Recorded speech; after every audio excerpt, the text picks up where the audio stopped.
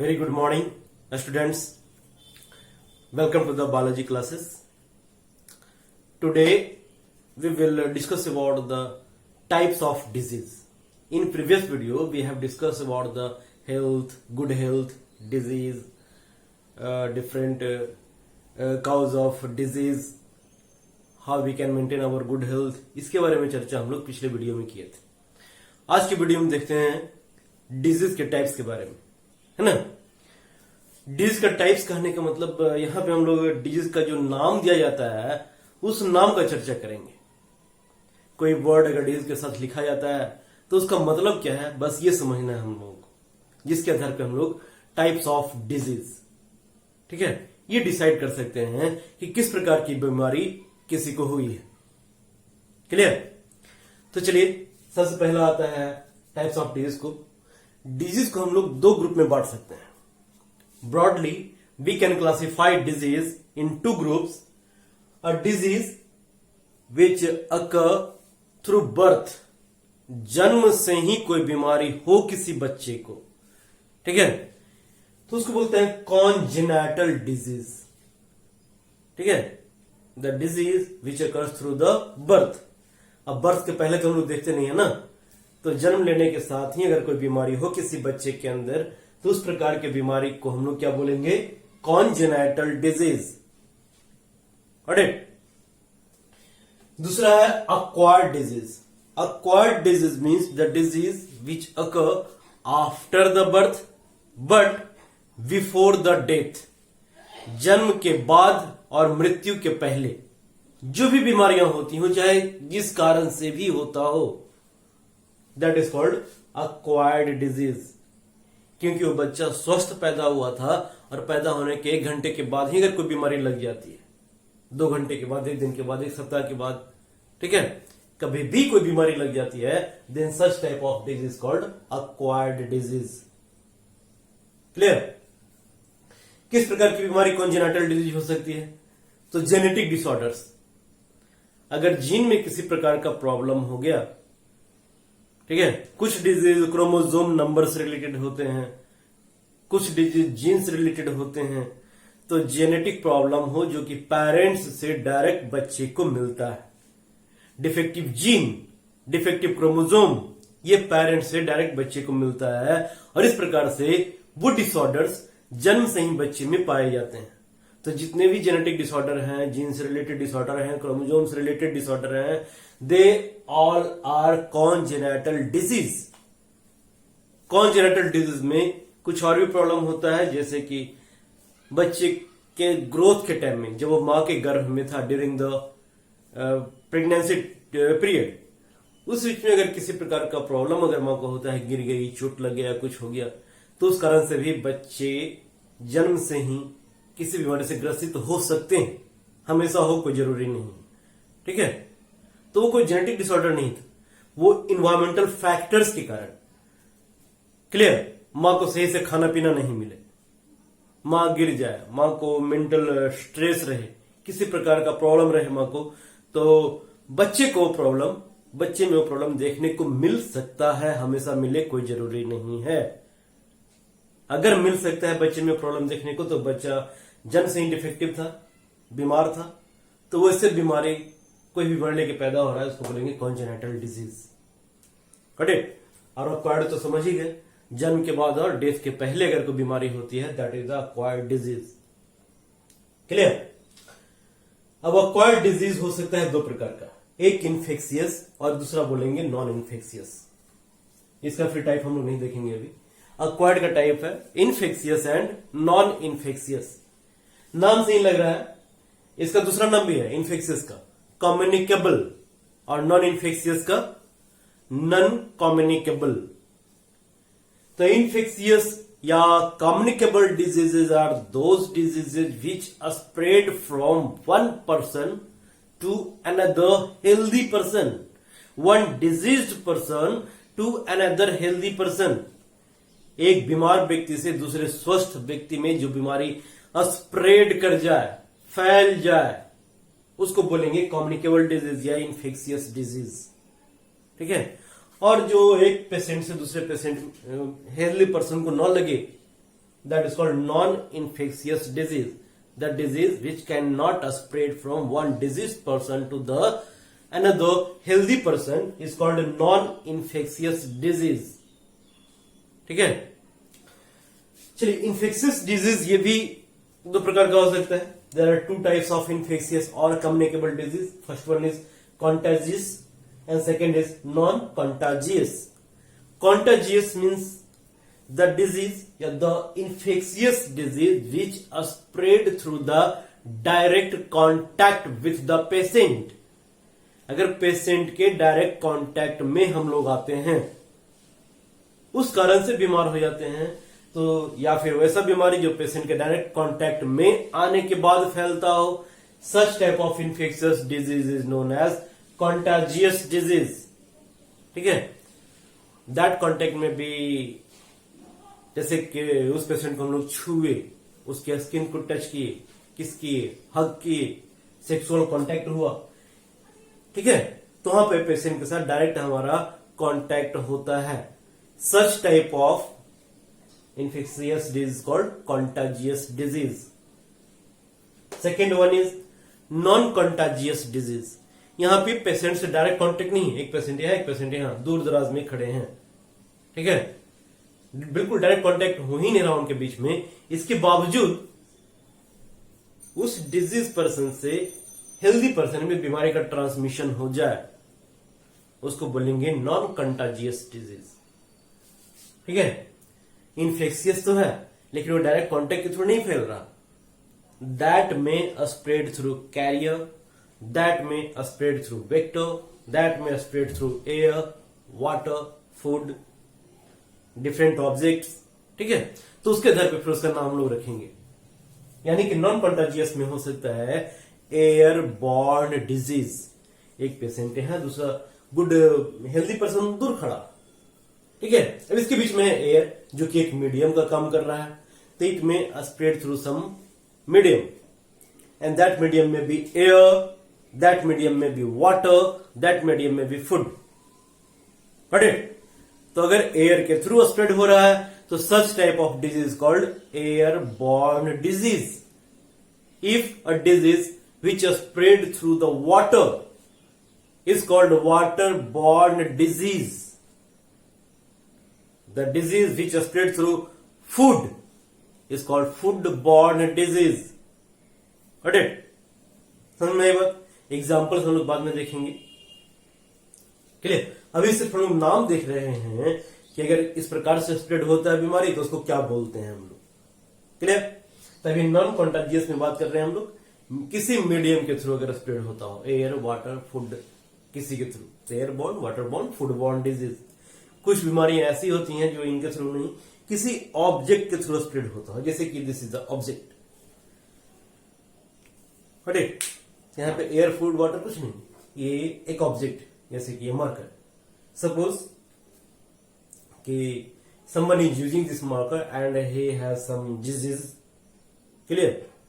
और वो मार्कर फिर हमको देता है कि लीजिए sir, and I am using this marker from that hand. तो हमारा और उसका डायरेक्ट कांटेक्ट नहीं हुआ. कांटेक्ट हुआ किसके थ्रू? इस ऑब्जेक्ट के थ्रू.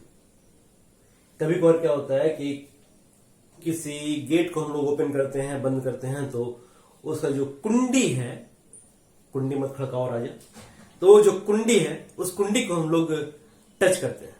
उसको बहुत सारे लोग टच करते हैं. इसमें से कोई इन्फेक्शियस या फिर कोई बीमार आदमी उसको छू दे, उसके बाद जितने भी गुड हेल्थ वाले लोग उसको छूते जाएंगे, सबको बीमारी होने का चांसेस बनता है.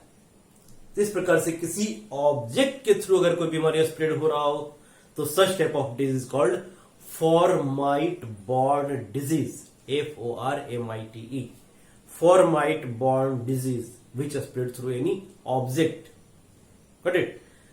जैसे कई बार होता है दोस्तों के बीच में, क्या अरे यार क्या टी शर्ट है, क्या शर्ट पहने हुए, मस्त लग रहा है यार. ठीक है, और दोस्त का शर्ट, दोस्त का टी शर्ट हम लोग उसके घर पे आते हैं, उसके कमरे पे आते हैं, तो ट्राई वराई कर लेते हैं. तो इस शर्ट के थ्रू, इस टी शर्ट के थ्रू स्प्रेड हो सकता है. ठीक है, कभी किसी को गूगल्स अच्छा लगा, चश्मा अच्छा लगा, तो हम लोग देखिए यार कैसा लग रहा है, थोड़ा सा स्टाइल विस्टाइल मार के. ठीक है, तो in that case it is an object. तो किसी भी ऑब्जेक्ट के थ्रू अगर स्प्रेड हो रहा हो तो उसको बोलेंगे फॉर्माइट बॉर्न डिजीज। ऑलराइट, चलिए इसके बाद it may spread through some vector और कैरियर। ठीक है, तो वेक्टर क्या होता है और कैरियर क्या होता है? तो दीज वेक्टर और carrier both are the animals. It may be insect, it may be some other animal which spread some disease. नाम सुने होंगे malaria. Malaria is spread through a vector called female anopheles mosquito. ठीक है, female anopheles mosquito उस malaria के parasite को actually protozoan होता है प्लाज्मोडियम, उसको एक बॉडी से दूसरे बॉडी में स्प्रेड करने का काम करता है। ठीक है, तो उसको बोलेंगे हम लोग वेक्टर। वेक्टर में क्या होता है? तो वेक्टर उस एनिमल को या उस इंसेक्ट को बोलेंगे हम लोग जिसके बॉडी में कुछ वक्त बिताता हो। ठीक है, जो पैथोजन है वो कुछ वक्त उस बॉडी में भी बिताता है, उस वेक्टर के शरीर में भी रहता है और अपना एक लाइफ साइकिल का कोई एक छोटा सा पार्ट वहां पे कंप्लीट करता है। ठीक है, लाइफ साइकिल होता क्या है? तो जन्म से लेकर मृत्यु तक, from birth to the death, जो कुछ भी हम लोग करते हैं that is called life cycle. जीने के लिए नौकरी पैसा हमारा लाइफ साइकिल नहीं। जन्म लिए, न्यूट्रिशन हुआ, ठीक है, डीएनए सिंथेसिस हुआ, प्रोटीन सिंथेसिस हुआ, फिर रिप्रोडक्शन हुआ, फिर से जन्म हुआ। इस प्रकार से कोई एक फेज अगर वो उस एनिमल के अंदर कर रहा हो, जैसे मॉस्किटो के अंदर कर रहा है, then mosquito is called vector. Carrier कब बोलते हैं?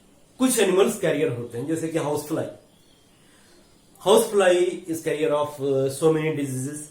तो वो सारे पैथोजेंस उसके बॉडी के अंदर सरवाइव नहीं करते, अपना लाइफ साइकिल कंप्लीट नहीं करते। ठीक है, वो बस उस हाउस फ्लाई के विंग्स पे या फिर उसके लिम्ब पे, लिम्ब मतलब उसका हाथ पैर जो है, लिम्ब पे चिपक करके और दूसरे ऑब्जेक्ट पे जाके बैठ जाते हैं, किसी दूसरे तक वो बीमारी को स्प्रेड कर देते हैं। ठीक है, मीन्स उसके पैथोजेंस उसके बॉडी के अंदर नहीं गए, अपना लाइफ का कोई साइकिल कंप्लीट नहीं किए, वो बस उसके बॉडी में चिपक करके और एक जगह से दूसरी जगह पहुंच गए। That is called carrier. The basic difference between carrier and vector. Carrier वो होता है, वो एनिमल जो बस डिजीज को स्प्रेड करने का, पैथोजन को एक प्लेस से दूसरे प्लेस ले जाने का काम करता है। वेक्टर वो एनिमल होता है जो स्प्रेड करता ही है, लेकिन उस केस में क्या है? तो पैथोजेंस अपने लाइफ का कोई एक साइकिल वेक्टर के बॉडी के अंदर, उस एनिमल के बॉडी के अंदर कंप्लीट करता है। ठीक है, या उसके बॉडी के अंदर रहता है, जैसे मॉस्किटो के बॉडी के अंदर रहता है, फीमेल एनोफिलीज मॉस्किटो के अंदर प्लाज्मोडियम रहता है और वो दूसरे के बॉडी में इंजेक्ट कर दिया जाता है, तो वहां पे हो गया वेक्टर। हाउस फ्लाई तो उसके बॉडी के अंदर डिफरेंट पैथोजेंस नहीं होते, उसके बॉडी पे चिपके हुए रहते हैं, बॉडी के सरफेस पे होते हैं और वो एक जगह से दूसरी जगह स्प्रेड करने का काम करता है, तो दैट इज कॉल्ड कैरियर। ये हो गया वेक्टर एंड कैरियर के बीच का डिफरेंस। क्लियर? तो इतने प्रकार से नॉन कंटाजियस डिजीज स्प्रेड हो सकते हैं। अब आते हैं नॉन इन्फेक्शियस डिजीज में। नाम से ही लग रहा है the disease which can not spread from one person to the another person, one disease person to the another good healthy person. इसमें सबसे पहले डेफिशिएंसी डिजीज। डेफिशिएंसी डिजीज यानी कि the disease which occurs due to lack of balance diet. Balance diet अगर नहीं मिल रहा है तो उस बैलेंस डाइट की कमी के कारण जिस न्यूट्रिएंट की भी कमी होगी हमारे शरीर में, उस न्यूट्रिएंट से रिलेटेड कोई बीमारी हो जाती है। ठीक है, as for example vitamin A की कमी से नाइट ब्लाइंडनेस, ठीक है, सी की कमी से स्कर्वी, डी की कमी से रिकेट्स। क्लियर? इस प्रकार से डिफरेंट बीमारियां होती हैं, जो कि आयरन की कमी से एनीमिया, आयरन की कमी से एनीमिया। इस प्रकार से these are the deficiency disease which occurs due to lack of balance diet. So if we want to away from the deficiency disease, अगर इससे हम लोग दूर रहना चाहते हैं, then we must have to take the balance diet. ठीक है, और पहले बताते थे कि बैलेंस डाइट महंगा हो कोई जरूरी नहीं है, बैलेंस डाइट डिफरेंट वेराइटीज का हो ये जरूरी है। तो जो भी सीजनल फ्रूट है, वेजिटेबल्स है, लगभग हर चीज खाते पीते रहना चाहिए, तो अब बैलेंस डाइट ले रहे हैं। डीजेनरेटिव डिसऑर्डर्स, डीजेनरेटिव डिसऑर्डर या डीजेनरेटिव डिजीज मीन्स वैसा डिजीज जो हमारे बॉडी के किसी ऑर्गन के डीजेनरेट होने के कारण होता हो। ठीक है, जैसे एक डीजेनरेटिव डिसऑर्डर तो हमारा बुढ़ापा भी बोल सकते हैं। जैसे जैसे उम्र बढ़ते चली जाती है, उसके डिफरेंट बॉडी पार्ट्स डीजेनरेट होने शुरू हो जाते हैं, तो बुढ़ापा अपने आप में एक डीजेनरेटिव डिसऑर्डर है। ठीक है, और बहुत सारे लोगों में उम्र के पहले भी डीजेनरेट होना शुरू हो जाता है ऑर्गन। ठीक है, जैसे किडनी फेलियर हो जाना, हार्ट फेलियर हो जाना, लंग्स फेलियर हो जाना। ठीक है, इस प्रकार से कुछ भी प्रॉब्लम हो रहा है, then that is the degenerative disorder. Metabolic disorder, degenerative में ही आ जाएगा कौन, इसमें इंसुलिन लेते हैं, डायबिटीज मेलिटस। डायबिटीज मेलिटस उसमें क्या होता है, तो पैंक्रियाज हमारे बॉडी में एक ग्लैंड होता है, that is exo and endocrine both. ठीक है, पैंक्रियाज एक्सोक्राइन ग्लैंड भी है और एंडोक्राइन ग्लैंड भी है। Exocrine gland means it is duct, it has a duct which secretes some particular things, and its exocrine parts secretes pancreatic juice which help in digestion, and its endocrine parts secretes some hormone which controls the blood glucose level in our body, and that is the insulin. ठीक है, तो due to degeneration या due to dysfunction of pancreas, diabetes mellitus occurs. So diabetes mellitus is again the degenerative disorder which is, we can say, आजकल world wide ये फैलता चला जा रहा है बीमारी, है ना। हर एक घर में बीमारी 1 या 2% में देखने को मिलता है। ओल्ड एज हुआ कि डायबिटीज लगभग, ठीक है, अगर नहीं हुआ then you are very lucky. चलिए next one is metabolic disorder. Metabolic disorder means the disorder of the disease which occurs due to metabolic dysfunction of our body. Metabolic dysfunction means metabolic function होता क्या है, तभी ना dysfunction समझेंगे हम लोग। तो metabolism means any all the types of biochemical reactions occurring inside our body. ठीक है, तो हमारे बॉडी को स्वस्थ रखने के लिए, नॉर्मल रखने के लिए, हेल्दी रखने के लिए जो भी मेटाबॉलिक फंक्शन हमारा बॉडी करता है, अगर उसमें कुछ भी ऊपर नीचे हुआ then that is called metabolic disorder. जैसे एज पर एग्जाम्पल देखते हैं किसी का हाइट ज्यादा नहीं ग्रो करता क्योंकि वहां पे ग्रोथ हार्मोन का सेक्रेशन नॉर्मल नहीं हो सका। ठीक है, तो ग्रोथ हार्मोन का सेक्रेशन एक प्रकार का मेटाबॉलिक फंक्शन है जो नहीं हो सका था। ज्यादा हो गया तो जिजांटिज्म। ठीक है, ग्वाइटर देखते होता है, तो ग्वाइटर ये डेफिशिएंसी डिजीज में भी है। ठीक है, डेफिशिएंसी में इसलिए क्योंकि वहां पे आयोडीन कमी हो जाती है, और मेटाबॉलिक डिसऑर्डर में इसलिए इसको पढ़ेंगे क्योंकि यहाँ पे थायरॉक्सिन का प्रोडक्शन सही से नहीं हो पाता। ठीक है, चलिए इसके बाद है एलर्जिक रिस्पॉन्सेस या एलर्जी।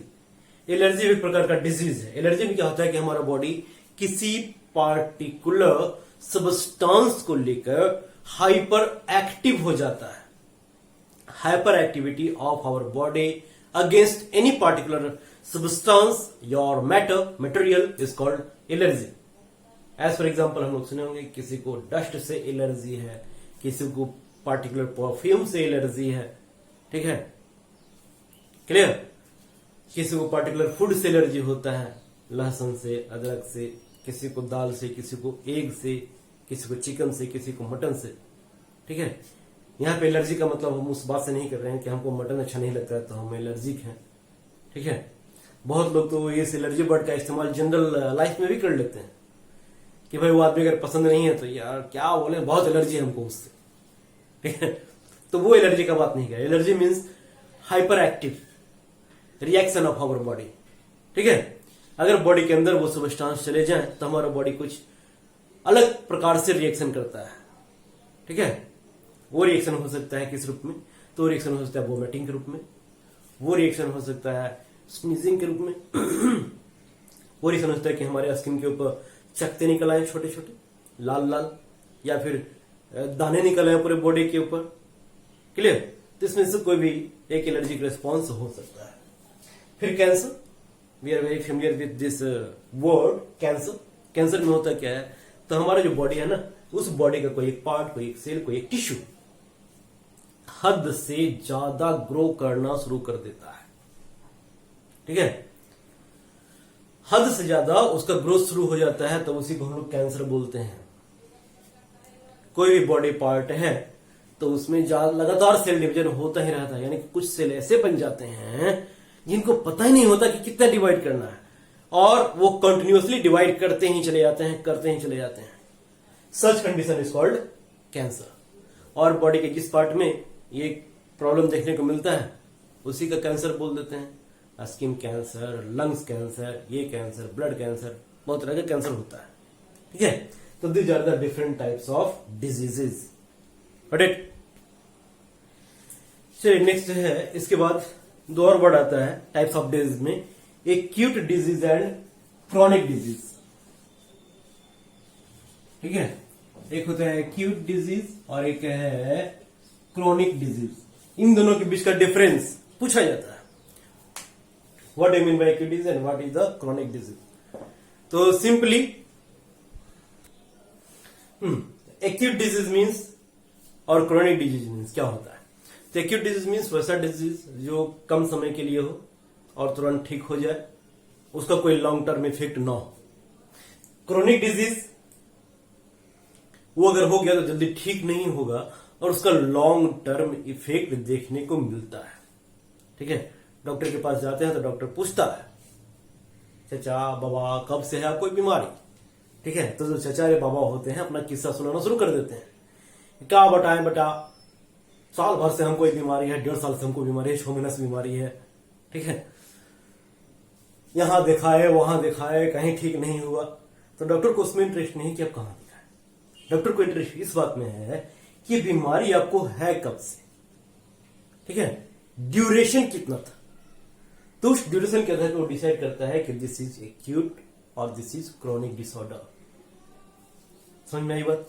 ये हो गया अगर कुछ दिन सही है और कुछ दिन में वो ठीक हो जाएगा, दैट इज एक्यूट डिजीज। और बहुत दिनों से दर्द पीड़ा कुछ है शरीर में, जैसे किसी बोलते हैं कि तुम क्या बोल रहे हैं सर, एकदम पीठ दर्द होता रहता है लगातार पिछले साल भर से, दैट इज द क्रॉनिक। और किसी को हुआ अभी सर दर्द ठीक हो गया, एक्यूट। किसी को सर दर्द लगातार 6 महीना से, साल भर से, 1.5 साल से, तो वही सर दर्द क्रॉनिक की कैटेगरी में आ जाएगा। वही सर दर्द अभी हुआ था, कोई भी टैबलेट खाए, क्रोसिन साइड ऑन व्हाटएवर, और ठीक हो गया, दैट इज द एक्यूट। सर्दी खांसी हुई, अभी हुआ 2 दिन 3 दिन 4 दिन में 5 दिन में 7 दिन में ठीक हो गया, तो एक्यूट। और वही सर्दी खांसी कंटिन्यू कर गया, हो गया निमोनिया, हो गया tuberculosis, then that is the chronic. ठीक है? तो लंबे समय तक चले तो क्रॉनिक, तुरंत ठीक हो जाए तो एक्यूट डिजीज। तो ये 2 और type of disease depending upon the duration और इफेक्ट ऑफ द डिजीज। ठीक है? कम ड्यूरेशन कम इफेक्टिव, क्रॉनिक ज्यादा duration more effective, more harmful, more long term effect. ठीक है? समझ में आई बात? ये हो गया एक्यूट और क्रॉनिक डिजीज। चलिए, तो आज हम लोग सीखे टाइप्स ऑफ डिजीज के बारे में, कितने प्रकार के डिजीज हो सकते हैं, है ना? तो ये जो टाइप्स ऑफ डिजीज है, इससे हम लोग को मेन रूप से सीखना क्या है, याद क्या रखना है हम लोगों को। तो कोई भी बीमारी होती है ना, तो उसका एक नाम दिया जाता है, उसका एक टाइप दिया जाता है। क्लियर? तो उसके नाम, उसके टाइप से हम लोग पहचानेंगे किस प्रकार की बीमारी है ये। ठीक है? तो वो टाइप जो प्रकार दिया गया है, किस प्रकार से वो स्प्रेड होता है, किस प्रकार से वो फैल रहा है, कहां से वो ओरिजिनेट हुआ है, या फिर उसका लॉन्ग टर्म इफेक्ट है या शॉर्ट टर्म इफेक्ट है, इसके आधार पर डिफरेंट टाइप्स का नाम दिया गया है। चलिए, अगले वीडियो में हम लोग फिर कुछ और चर्चा करेंगे डिजीज को ही लेकर के। So take care, study well, if have any doubt ask me. Bye.